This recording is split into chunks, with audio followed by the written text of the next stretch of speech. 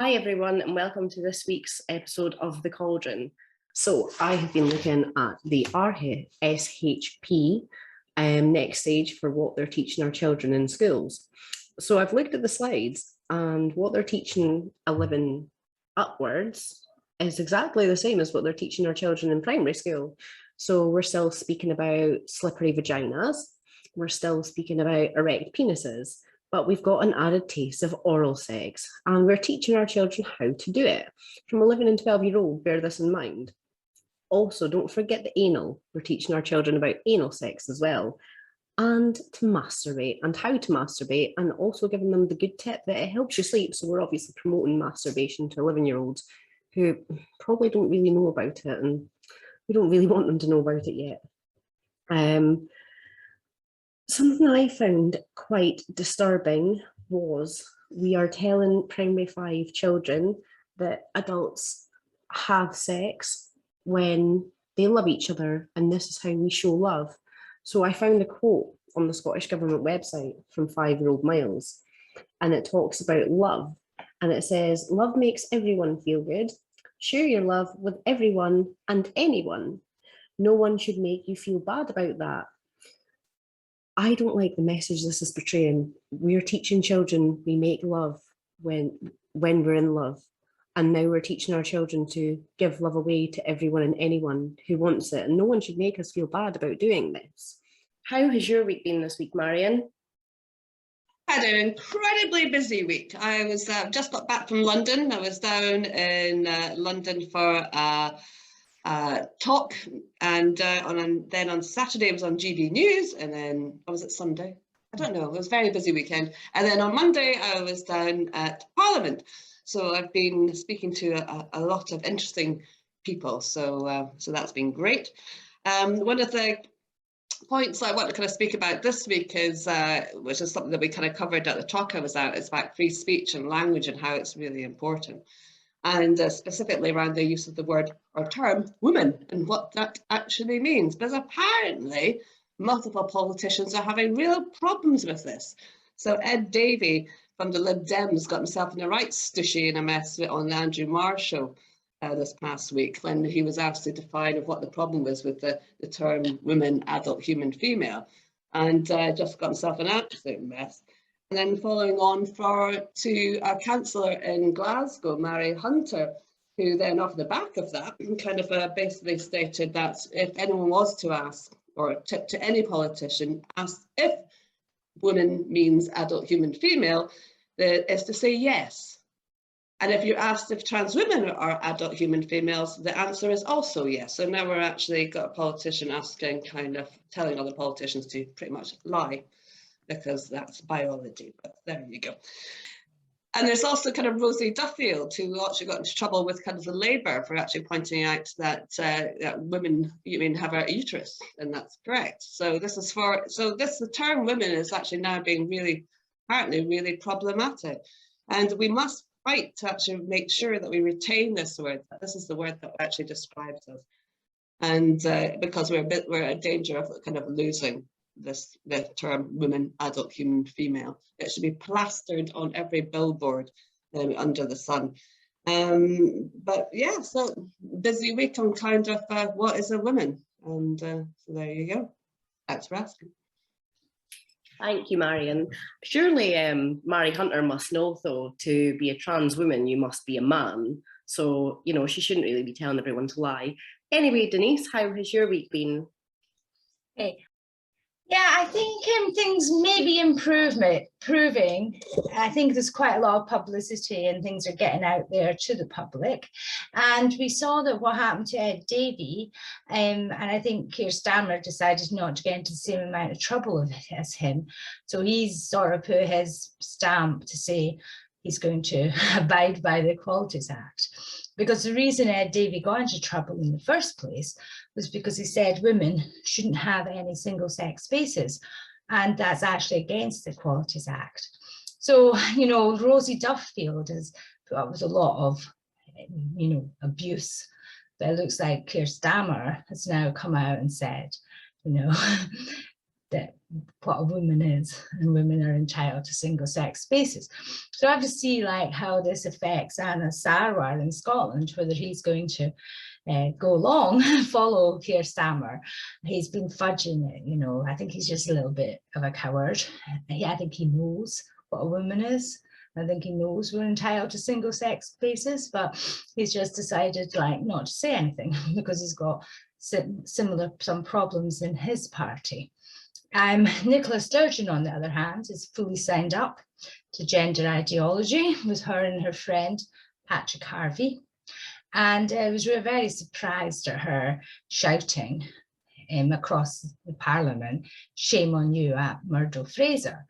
I don't know whether she was saying shame on him for coming to speak to women that were demonstrating outside, or whether it was shame on the women that were demonstrating outside. And then later on, she said women's views weren't valid. So I do think that she is very much captured by the ideology. And Mary Hunter works for her. So Mary Hunter saying, you know, female is a red flag. It's just ridiculous, absolutely ridiculous. And I know that during the Six Word debate, Fiona Robertson, who's now the Equalities convener in the SNP, she said that to one of the survivors that the word female was a transphobic dog whistle. People are nuts. They're completely nuts. And as soon as this gets out and people know what these people, the SNP, are saying, they're going to lose so much support, and they totally deserve it, because it's a dangerous ideology, dangerous to women and children. And so we've had some support as well from various journalists. Mandy Rhodes from Holyrood Mandy wrote a brilliant article, and also Ian McWhirter, and a really great writer, Gareth Wardell, wrote a very good article today, which I just read a little part of it because it really sums up where women are, and it points to what you were saying about the use of words. And he's saying that the transgender, I see it as a patriarchal invention to make categories of women and men invisible, to substitute feminism with something more generic. It undermines the feminist struggle for equality. As one feminist put it, the word gender has replaced those of women and men. Gender violence law has to replace patriarchy, feminism, feminist struggle. To my certain knowledge, trans people share the same civil and human rights as the rest of us, which makes the screams and squeals from certain frantic quarters very odd. A man can become a woman just on saying that's what he wants to be, and he can retain his beard and join all women's sports.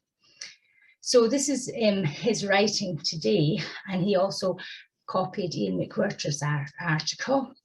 He says that the debate has become bitter. Suddenly queer theory is diffused sexuality is a fluid thing. This is, you know, again, a problem from homosexuals. It doesn't just affect women and children.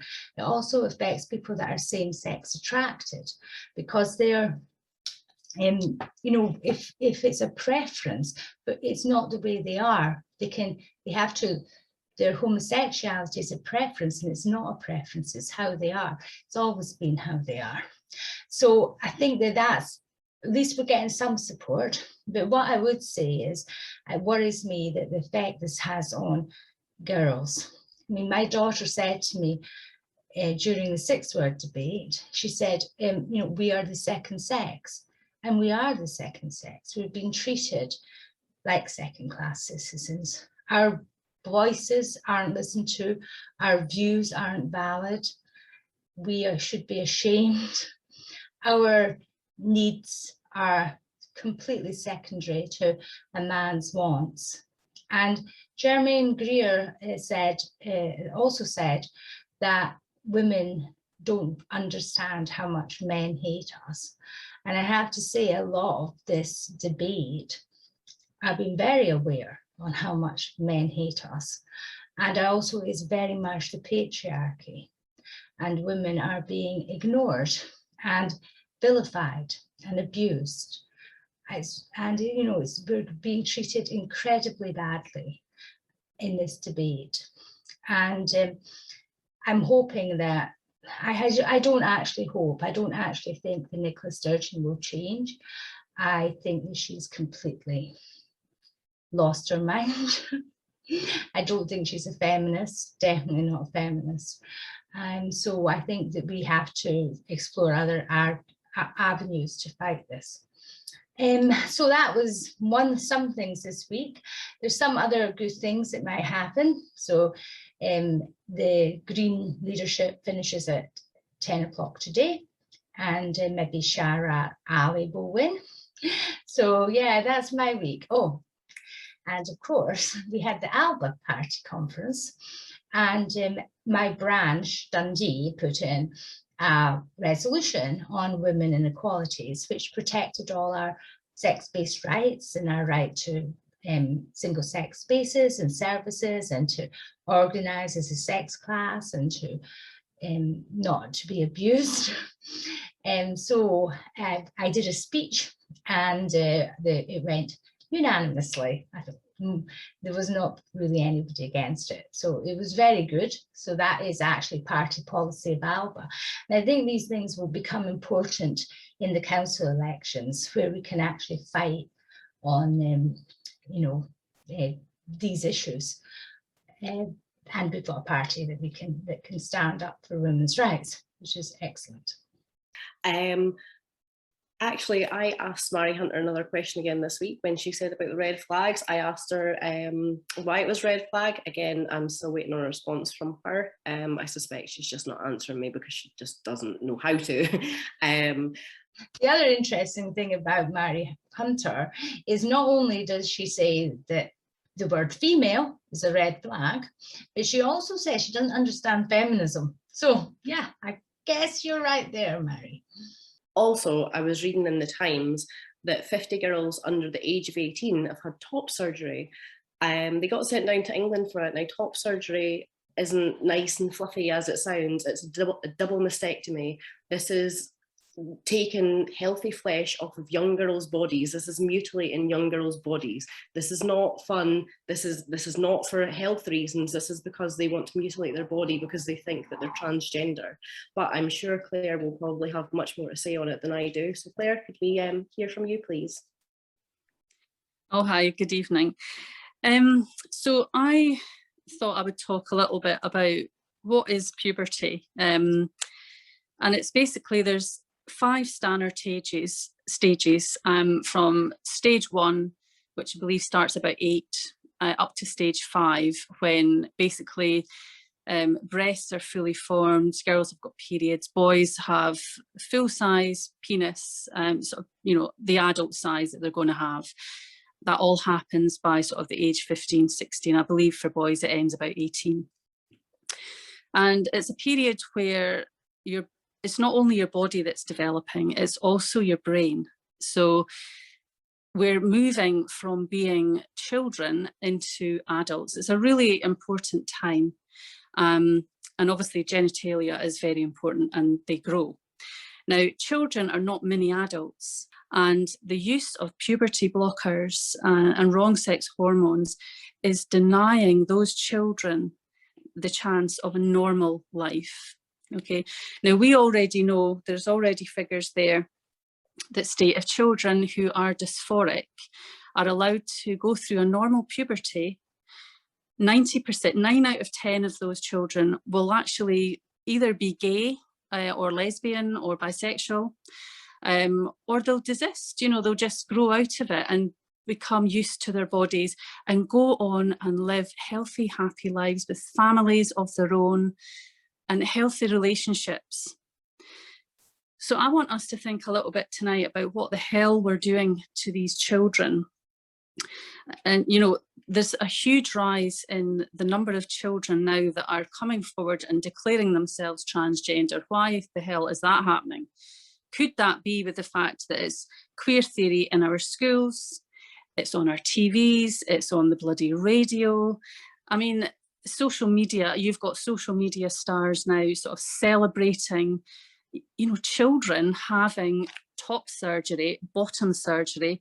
I'm going to go on and talk a little bit about that in a second. it's obscene to think that we are doing this to children, okay? They try and fluff it up and say young people, adolescents. This is children. These are under 16 and they're making decisions that they have no capacity to make. And, you know, they're basically replacing the idea of sex with queer theory, which essentially replaces sex with like hundreds of gender identities, which is a marketer's dream because there's so much money can be made out of that. And that's what's happening. They are actually commoditizing our children with the full support of political parties who are being funded by these organisations, these gender clinics, etc. And this entire industry is designed to promote queer theory, promote surgeries, promote the use of puberty blockers, drugs for the rest of your children's lives, you know. So we need to start really pushing back against this. Now, Keira Bell had a case this week. She lost her case. It was an appeal. The Tavistock appealed to the fact that she is, you know, she decided that although she had transitioned, it was a huge mistake for her. And she was, you know, she was 15 years old. Anyway, the Tavistock appealed it, and it was agreed, the judge actually agreed that actually a doctor should make that decision about informed consent and not the court. They weren't ruling on whether it was ethical to do that or not, just in law, whether there was informed consent. Informed consent, that just means that your 10, 11-year-old child doesn't need your permission as a parent. Okay, that's what that means. They will decide, and there's nothing you can do about it. And there are parents, going through social work investigations, going through courts because they're deemed as transphobic and bad for those children for purely caring. And some of these parents, the first they ever know about it, because the children have been socially transitioned at school without their knowledge, the first they know about it is when their child comes and wants testosterone. And can you imagine being a parent and you're blindsided by that? Of course, you're going to ask questions, and immediately then you're vilified and told you're transphobic, you're a bigot. Now, the court ruling for Keira Bell, as I say, was on this idea of informed consent, and that used something called the Gillick competency. And now that was originally to do with contraceptives for children who were having sex, and we had to decide, is it better for the child to have protected sex or go through a pregnancy? And now it's being used to affirm children on a medicalised pathway for the rest of their lives. I mean, I despair. You know, I sort of think, I don't know how these doctors can even look in the mirror, never mind sleep at night, how these politicians can stand up, Ed Davey stand up and say the things he said. Shame on you, shame on all of you, shame on Nicola Sturgeon. Let's talk about puberty blockers themselves. Now, there's two drugs there, I believe. Triptorelin. That affects the bone density for children, you know, so they're going to be breaking their bones quite easily. And it also has a very negative effect on mental health. Dysphoric children suffer a higher rate of mental health issues anyway. Puberty blockers, triptorelin and the other one is called Lupron. Now, Lupron is a really bad drug. Initially that was used for prostate cancer. It also castrated sex offenders, and it was actually deemed so bad that they stopped doing that, I believe. It affects mental health very badly as well. The wrong sex hormones, the testosterone, estrogen, apart from the fact that testosterone is very painful to receive, it's received in the buttock, it increases cholesterol. You've got a very higher risk of heart disease and stroke. Now, there's one thing, there's a word that I hear all the time, and it's atrophy. So there's genital atrophy and muscular atrophy. That just means that they're wasting away. So, you know, by giving these drugs and continually taking these drugs, the children's genitals are actually just wasting away, and that is a painful process in itself. Brittle bones. The other group that were given Lupron, was women with endometriosis, and there are lawsuits that are going on now because those women, some of them are wheelchair bound because their bones are so brittle, they live in constant pain, and these are all related to these drugs, to Lupron. I don't think that's right to be giving those to children. You know, this is the actual reality of what this means. I am Jazz. Like, Jazz was never actually diagnosed with being transgender. He was diagnosed as having gender dysphoria. That is never mentioned in the book. Not once is that mentioned. It's also not mentioned that Jazz suffers from depression. And actually, as I've gone through watching all of these things, that poor child, well, although he's 20 now, you know, he's having a lot of mental issues now. Eventually had surgery. He was put on puberty blockers very early. So he never actually developed beyond stage 2 of the Tanner level thing.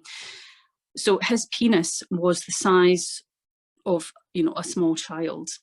So what happens is the children up to a certain age, their puberty is stopped. Then they'll go on to the cross-sex hormones, which cause some of the problems I've mentioned, and then they'll have surgery.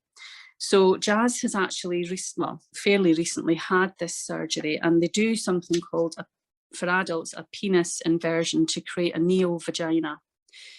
Now, because Jazz never ever went through puberty, and this is a problem for a lot of these children, they're transitioned so early that their genitals don't develop. There wasn't enough there to actually create it. So what happens, the doctors have to then use the scrotum, the little bit of penis that's there, and a lot of children, for cost reason, they don't have the hair removed from the scrotum. Now that's used then to create this vagina. That hair continues to grow. So anyone having sex, if it's even possible after this mutilation, they're having to actually shave inside the vagina before having sex.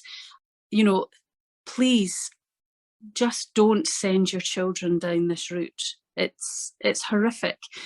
I could go on all night. I really could. I've got so much written down and I'm so angry. I can't even describe to you how horrific it is. This Jazz person has now, I believe, had 4 surgeries. And when they create this neo-vagina, there is a packer which is put in. That is basically up inside the vagina, and that looks like a huge dildo. That has got to be taken out and put back in every single day, and it's incredibly painful. You know, be aware of what this is going to mean and look up what would happen to your children by affirming. We shouldn't be affirming any child. None at all. If 9 out of 10 desist with going through puberty, let them go through puberty, and let's show compassion to those who after puberty still want to do those things. Let their brains develop, let them make an informed decision.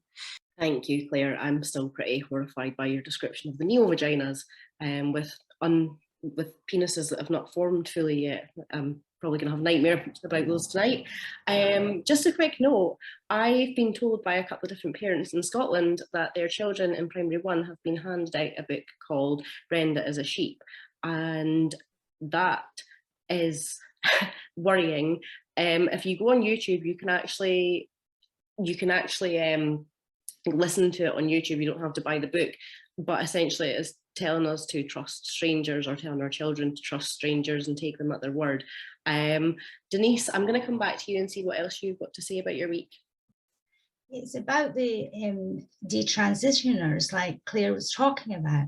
And just today, so it fits in quite well, there was a Sinead Watson, who is a detransitioner, and I met her actually at the launch of the LGB Alliance in Glasgow just before lockdown. So she wrote today, a tweet today, and she says, "The worst part about this transition regret is the constant why. Why was I allowed to do this to myself? I'm told I was never really trans. Then why was I allowed to transition? Why was I allowed to cut off my healthy breasts? I didn't even pay for it. The NHS did. Why?" And I read this other thing by a boy who had transitioned from male to female, and he dreamt about his penis, and he woke up and he thought it was back, but it wasn't there, it was gone. He can never get it back. So there's many children, as they're growing up, are going through terrible regret for what we've let happen to them. I actually read Keira Bell had said that she felt like she'd been used as a guinea pig, and that made me feel really sad for her. Marion, have you got anything else to add? Yeah, Sinead Watson's an incredibly brave young woman, and being able to speak out about this, and she writes incredibly well. She's just about her experiences. It's very moving, and just like with Keira Bell. So I wish our kind of politicians would listen to them more and actually understand what actually the process is, and that can be trans regret. But here we go. So just about before I lose my voice, but I've been speaking all week, I just wanted to point out my sign, which I'm going to get framed. I don't know if you can see this. There you go. Pretty much sums it up. Yes. I mean, Jews has more rights, protected rights, than women does. We can't even name ourselves pretty much anymore. And yeah, that's what it says in the tin. Yeah, and they're even going to take female from us now. Yeah, I'm going to have to get some more of these done, with female in it or whatever. But yeah, we can't name ourselves, we can't protect ourselves in legislation. We lose the ability to actually have conversations amongst ourselves because we don't know what the heck we're talking about. And that's for individuals that have English as the first language. Changing all the signage that we're seeing going around everywhere for those who have English as a second language must be absolutely confusing to those who are actually looking for the women's services, etc. But here we are. We live to fight on another day. One of the things that has bothered me the most this week was that Alana McLaughlin, Alana McLaughlin finished the fight against a woman in the second round, 3.5 minutes in, with a rear naked choke, which is obviously submission for those who don't know about MMA. Fallon Fox was cheering Alana on from the sidelines. Fallon Fox, who after he won his fight, he said that he enjoyed turf bashing and various other things about women. So I was not surprised to see Fallon Fox cheering Alana on. I watched the fight. It made for uncomfortable viewing. Alana McLaughlin was a man, a full biological man until the age of 33. So Alana McLaughlin has the benefit of testosterone, of the different biological differences between men and women. Alana's got larger lungs and a much bigger frame. Alana has got bigger hands. Alana has denser bones. Alana has a totally different muscle structure and a different body structure to you or I. So I watched this fight and it was very clear that Alana was a lot stronger than the opponent, who was a woman. It was hard to watch. I struggled to watch it. From watching it, I could quite easily see that Alana was a mediocre male fighter.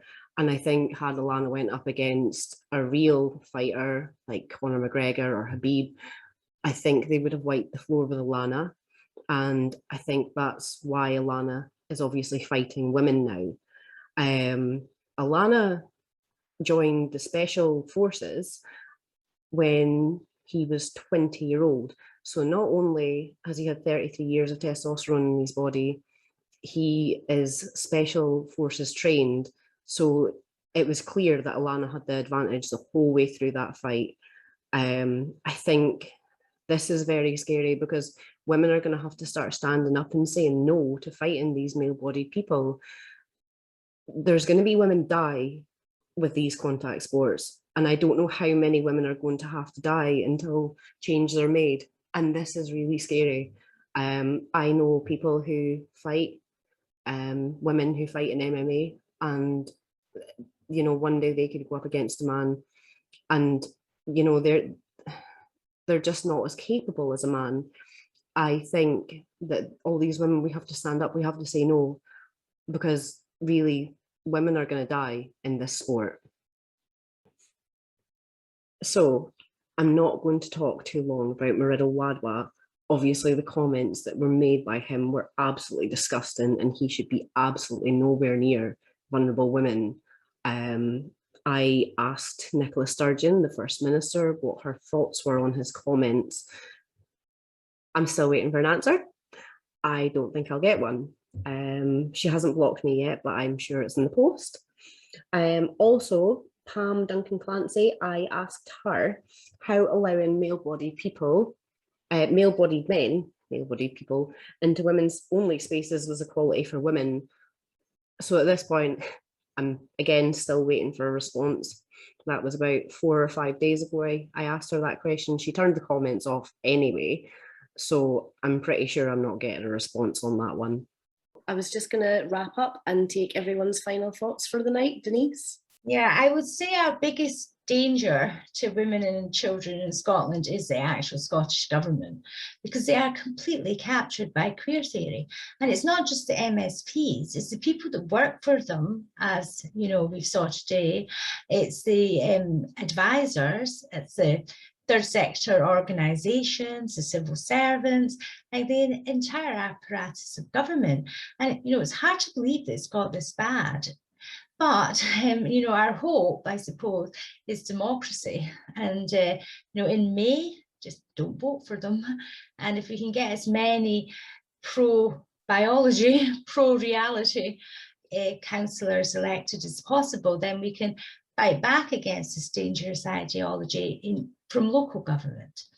And then, of course, Westminster, amazingly, is actually more sane than the Scottish government on this, and the Equalities Act's reserved and the Human Rights Act's reserved. So there's some hope there as well. So we just have to carry on fighting. I mean, we do have our chances to get, you know, good councillors elected. I think that's what we need to focus on. And once we get the message out there, once people know, they will rally to our cause. And we'll win. And Marion, what are your final thoughts for the week? That I'm utterly depressed after hearing from Denise and Claire there. It is really shocking, isn't it? But however, to my kind of final thought, I'll try to add on a bit of positivity, that the general public are beginning to wake up now. We're seeing quite a bit of a change over the past week or so, including actually press coverage. I mean, they are aware that this is not so simple. This is multifaceted and touches on just all manner of things. It's just as Claire was talking about regarding children. I'm talking about language, education, how we define ourselves. It's just everywhere, but people are waking up to it, and so do the press and the media, which is great to see. Well, I'll always define myself as an adult human female. Claire, what are your final thoughts for the week? Right, so yeah, you talked a little bit about the experimental drugs, and you're quite right. And the way they talk about that is they're off-label.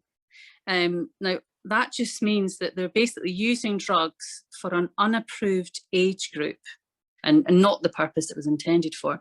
So they are basically using our children to get the approvals, but it's like a huge experiment. And our children are being used to further that. Now, the drug Lupron, for example, the FDA have noted 25,000 adverse reactions to that, including 1,500 deaths, okay? Suicidal thoughts, stroke, muscle atrophy, which is when it wastes away, debilitating bone and pain, and joint pain. And as I said, the women with the endometriosis, it's destroyed some of their lives. And I just want to leave you finally, mine is not I have nothing positive to say tonight. Honestly, this has been harrowing to read this stuff. And it's upsetting, it really is. But, Jazz Jennings said he'd actually never had an orgasm by the age of 16, never. And I don't think he will ever have an orgasm, because what he has as genitals now are non-functioning. 4 surgeries later and that's not resolved. He says he has no sexual desire. Imagine how much money those people have spent on surgeries and drugs, and that will be drugs for the rest of his life. And I'll just leave you, there was one, I read a very good article, but there's one thing and it just, oh God, it got me. And it was basically a desperate mother, this is what it said. And she was on a website asking for help, and she said, I did everything right. She was supportive, she went to a therapist, she put her child on puberty blockers, but she had to hold off on the surgery because they didn't have enough money. So she's basically saved up money to have her child dismembered, frankly. And now the doctor, when they went for the consultation, they finally had the money, they went for the consultation, and the doctor has said that this poor boy has such a tiny penis that he can't work with it. So they know that in order to get a neo-vagina, they're going to have to use the colon. And her words were, this boy has a friend who went through the same surgery, and she said, to be honest, it smells of colon. And she now says that her child is suicidal. What do I do? What do we do with that? No, it's very disturbing. The thing that gets me is these children are not old enough to drive or gamble, but they're old enough to make these kind of decisions that will affect their life forever. It's not on, and something needs to stop. Well, and I mean, we have to seriously ask ourselves why. Why is it that all these politicians who are being funded by pharmaceutical organisations, why are they pushing this into school? Why is queer theory in school? Why is there this disruption to our children? It's disgusting. Thank you, everyone, and please tune in again so you can watch our next episode of The Cauldron.